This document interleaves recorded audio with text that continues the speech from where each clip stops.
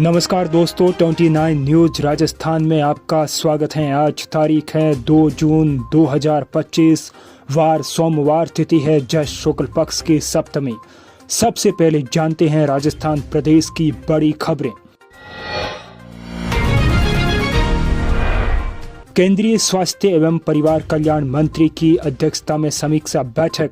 प्रधानमंत्री मातृ वंदना योजना में राजस्थान का देश में अग्रणी स्थान। केंद्रीय स्वास्थ्य एवं परिवार कल्याण मंत्री जगत प्रकाश नड्डा राजस्थान दौरे पर रहे।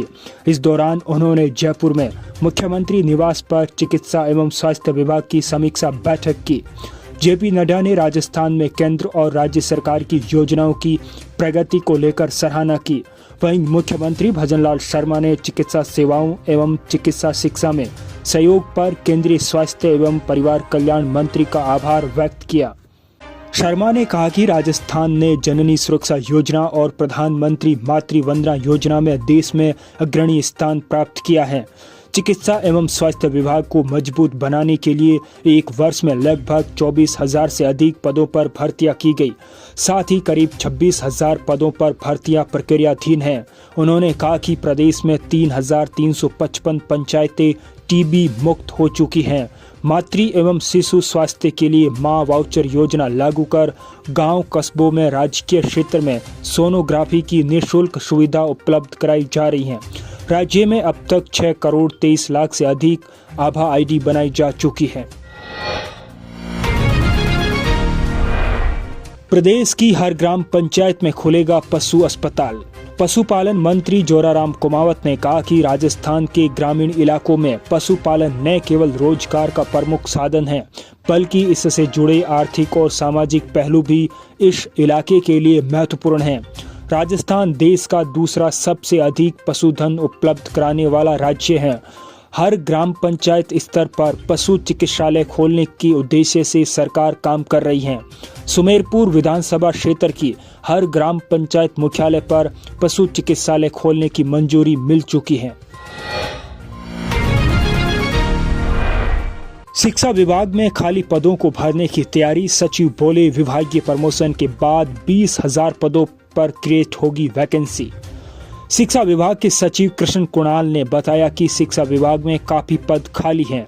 इसके साथ ही डीपीसी भी लंबित चल रही हैं। सरकार द्वारा इन दोनों मुद्दों पर भविष्य को ध्यान में रखते हुए फैसले लिए जा रहे हैं। सरकार ने बीते 1.5 साल में करीब 28,000 नियुक्तियां दी हैं। 21,000 पदों पर भर्तियां प्रक्रियाधीन हैं। जो भर्तियां पाइपलाइन में हैं, उसमें मुख्यमंत्री 2027 तक रिक्त होने वाले पदों को ध्यान में रखकर 50% पद जोड़ने की अनुमति दी है। कृष्ण कुणाल ने कहा कि भर्ती एक लंबी प्रक्रिया है। अगर आज कोई भर्ती शुरू होती है तो 1 साल बाद रिजल्ट आता है। ऐसे में 31 मार्च 2026 के हिसाब से रिजल्ट आते आते 2027 हो जाएगा। इसलिए शिक्षा विभाग की भर्तियों में एडवांस 50% पद जोड़े जा रहे हैं। इसका इफेक्ट ग्रेड 3 टीचर पर भी आएगा। मौसम विभाग की ताजा भविष्यवाणी। अगले 3 दिन राजस्थान के इन जिलों में बारिश होने की संभावना। राजस्थान में पिछले 24 घंटे में कहीं कहीं पर हल्की बारिश दर्ज की गई। इस दौरान सर्वाधिक बारिश कामा भरतपुर में 10 मिलीमीटर दर्ज की गई। प्रदेश में सर्वाधिक अधिकतम तापमान श्री गंगानगर में 42.2 डिग्री सेल्सियस सामान्य से 20 डिग्री अधिक दर्ज किया गया। सर्वाधिक न्यूनतम तापमान बीकानेर और चूरू में 30.7 डिग्री सेल्सियस दर्ज किया गया। राजस्थान में जून महीने के पहले सप्ताह गर्मी जोर नहीं पकड़ेगी। आगामी 4 से 5 दिनों में दिन का पारा 45 डिग्री से नीचे ही रहेगा। दरअसल 2 जून से पुनः एक पश्चिमी विक्षोभ एक्टिव होगा। इसके असर से 4 जून के दौरान दोपहर बाद तेज मेघ गर्जन, आंधी, बारिश की गतिविधियां दर्ज होने की संभावना है। राजस्थान समेत 8 राज्यों में एनआईए की छापेमारी। पाकिस्तान के लिए जासूसी करने वालों पर एक्शन। मोबाइल, लैपटॉप किए जब्त। राष्ट्रीय जांच एजेंसी यानी एनआईए ने राजस्थान समेत 8 राज्यों में छापे मारे हैं। एजेंसी पाकिस्तान के लिए जासूसी करने वालों पर कार्रवाई कर रही है। इस ऑपरेशन को गोपनीय रखा गया है। इस दौरान बड़ी संख्या में संदिग्ध लोगों और उनसे मिले गैजेट्स की जांच की जा रही है। एनआईए का एक्शन शनिवार सुबह शुरू हुआ था। पशुपालन मंत्री बोले, सांडेराव में जल्द बनेगा ट्रॉमा सेंटर, कोसेलाव में बर्तन बैंक का शुभारंभ। प्रदेश की चिकित्सा स्वास्थ्य के सुदृढ़ीकरण के लिए राज्य की भजनलाल सरकार लगातार प्रयासरत है। गंभीर रोगियों के इलाज के अभाव में मौत नहीं हो, इसको लेकर मुख्यमंत्री भजनलाल शर्मा मुख्य सड़क मार्गों पर ट्रॉमा सेंटर प्राथमिकता से खोल रहे हैं। इसी के तहत सांडेराव में जल्द ही ट्रॉमा सेंटर खोला जाएगा। मंत्री जोराराम कुमावत पाली जिले की ग्राम पंचायत कोसेलाव में आयोजित कार्यक्रम को संबोधित कर रहे थे। अब जानते हैं देश की बड़ी खबरें। दीदी की घड़ी खत्म, 2026 के मिशन बंगाल पर अमित शाह का शंखनाद, ममता सरकार पर तीखा प्रहार। कोलकाता की गर्म हवाओं के बीच रविवार को भारतीय राजनीति की हलचल भी तेज हो गई, जब केंद्रीय गृह मंत्री अमित शाह ने पश्चिम बंगाल की धरती से भारतीय जनता पार्टी के मिशन 2026 का बिगुल फूंक दिया। ऐतिहासिक रामलीला मैदान में हजारों समर्थकों के बीच शाह ने मुख्यमंत्री ममता बनर्जी और तृणमूल सरकार पर जमकर हमला बोला। अमित शाह ने जनसभा की शुरुआत बंगाल के महान सपूतों स्वामी विवेकानंद, नेताजी सुभाष चंद्र बोस और श्यामा प्रसाद मुखर्जी को नमन करते हुए की। मंच से उन्होंने दो टूक कहा, बंगाल में बीजेपी की सरकार बनेगी, घुसपैठ रुकेगी और हिंदू पलायन बंद होगा।